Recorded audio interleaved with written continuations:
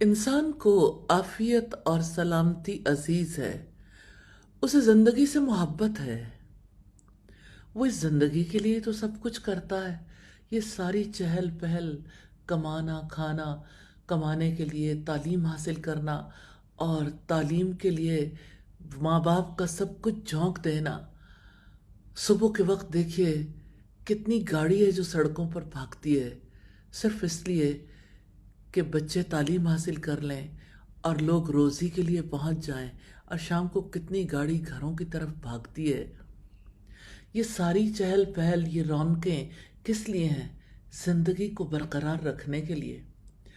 زندگی سے اتنی محبت ہے انسان کو، اس زندگی کے لیے، اس زندگی کی بقا کے لیے جس نے فنا ہو جانا ہے۔ انسان اپنا سب کچھ جھونک دیتا ہے، اپنا وقت، اپنی صلاحیتیں، اپنا مال بھی، اپنا سب کچھ وہ اسی زندگی کے لیے وارتا ہے۔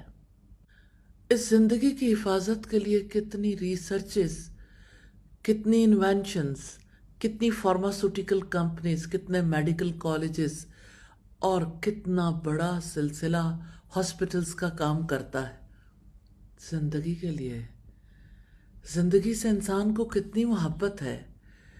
آپ کیا کہتے ہیں؟ یہ ساری فیکٹریز، یہ ساری ملیں، یہ شاپس، یہ مالز اور یہ بینکس اور یہ سب کچھ، یہ کس لیے ہے؟ زندگی کے لیے۔ لیکن زندگی کے معنی کتنے مختلف ہیں دو طرح کے لوگوں میں۔ ایک وہ جو زندگی کو اللہ تعالیٰ کی امانت سمجھتے ہیں، اور دوسرے وہ جو زندگی پر اپنا حق سمجھتے ہیں۔ جو زندگی کو اپنا حق سمجھتے ہیں اور زندگی پر اپنی ملکیت سمجھتے ہیں، وہی تو کہتے ہیں میرا جسم میری مرضی۔ جس کا جسم، جس کی تخلیق، اس کی مرضی۔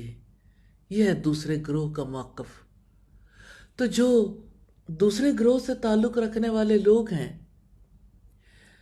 کس طرح سے اپنی زندگی اپنے رب پر نچھاور کر دینا چاہتے ہیں، یہ ایک مائنڈ سیٹ ہے۔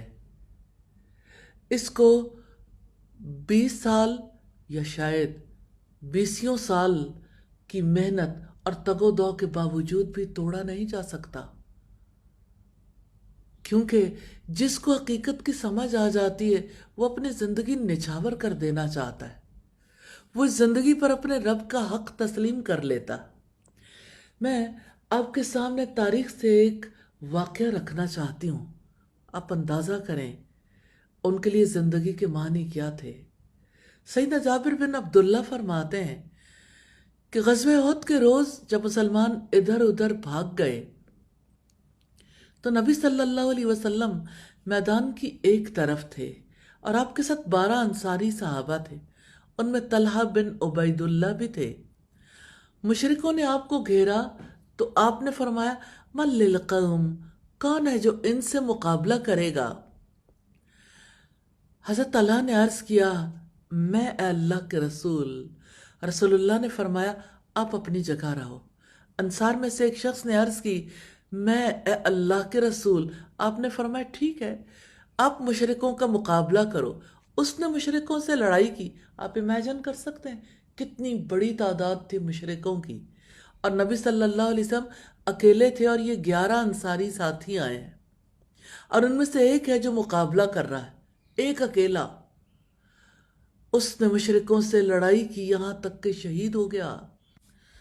اب صلی اللہ علیہ وسلم نے دیکھا کہ مشرک اس جگہ ڈٹے ہوئے ہیں۔ آپ نے فرمایا قوم کا مقابلہ کون کرے گا؟ سیدنا طلحہ نے عرض کی میں۔ آپ نے فرمایا آپ اپنی جگہ رہو۔ ایک انصاری صحابی نے عرض کیا میں۔ آپ نے فرمایا ہاں ٹھیک ہے، آپ مشرکوں کا مقابلہ کرو۔ وہ شخص مشرکوں سے لڑتا ہوا شہید ہو گیا، اور آپ اسی طرح فرماتے رہے، اور ہر مرتبہ ایک ایک انصاری سامنے آتا رہا اور اپنے پیش رو کی طرح مشرکوں سے لڑتے ہوئے قتل ہوتا رہا، یہاں تک کہ رسول اللہ صلی اللہ علیہ وسلم اور طلحہ بن عبید اللہ باقی رہ گئے۔ میں یہاں رک کے آپ سے ایک بات کرنا چاہتی ہوں۔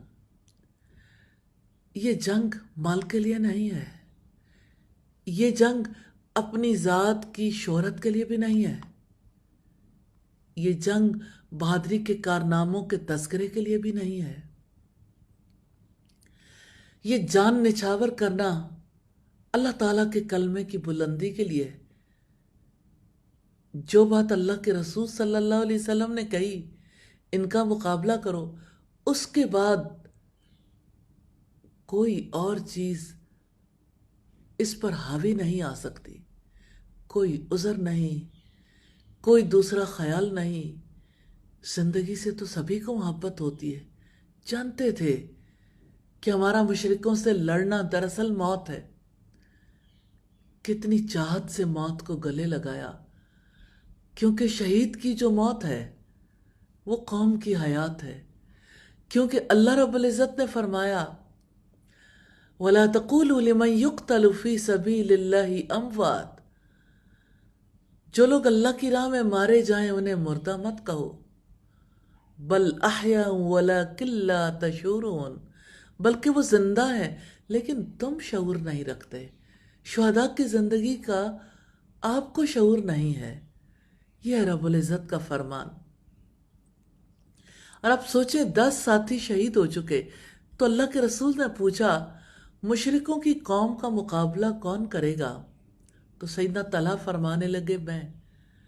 سیدنا طلحہ نے 11 انصاریوں کے برابر لڑائی کی، لڑائی کے درمیان ان کے ہاتھ پر وار ہوا اور ان کی انگلیاں کٹ گئیں، انہوں نے حس کہا یعنی سی، تو نبی صلی اللہ علیہ وسلم نے فرمایا لو قلت بسم اللہ لرفعتك الملائکة والناس ينظرون ثم رد اللہ المشرکین۔ آپ نے فرمایا طلحہ اگر آپ بسم اللہ کہتے، اگر آپ بسم اللہ کہتے تو فرشتے سب لوگوں کے سامنے آپ کو اٹھا لیتے۔ اس کے بعد اللہ تعالیٰ نے مشرکوں کو واپس لوٹا دیا۔ سبحان اللہ، کٹی ہوئی انگلیوں کے ساتھ بھی اللہ کے رسول صلی اللہ علیہ وسلم کی بات کو ترجیح دے رہے ہیں۔ سیدنا قیس فرماتے ہیں میں نے طلحہ کا ہاتھ دیکھا جو نبی کریم صلی اللہ علیہ وسلم کا دفاع کرتے ہوئے زخمی ہوا تھا۔ طلحہ رضی اللہ تعالیٰ عنہ گڑھے میں گر گئے تھے اور ان کے جسم پر کم و بیش 70 زخم تھے۔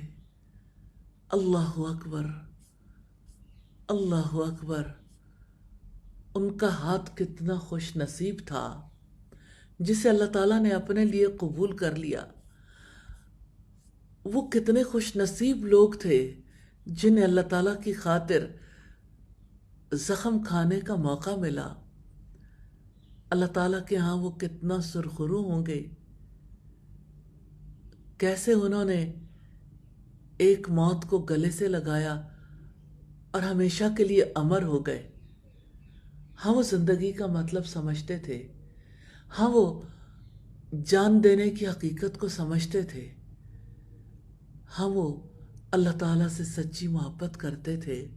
یا ارحم الراحمین، ہمیں بھی زندگی کا ایسا شعور نصیب فرمائیے اور ہمیں بھی اپنے راستے میں الہی اپنا سب کچھ وارنے کی توفیق عطا فرمائیے، اپنا تن من دھن الہی ہمیں آپ کے راستے میں لگانا ہے، توفیق عطا فرمائیے، قبول فرمائیے، آمین ثم آمین۔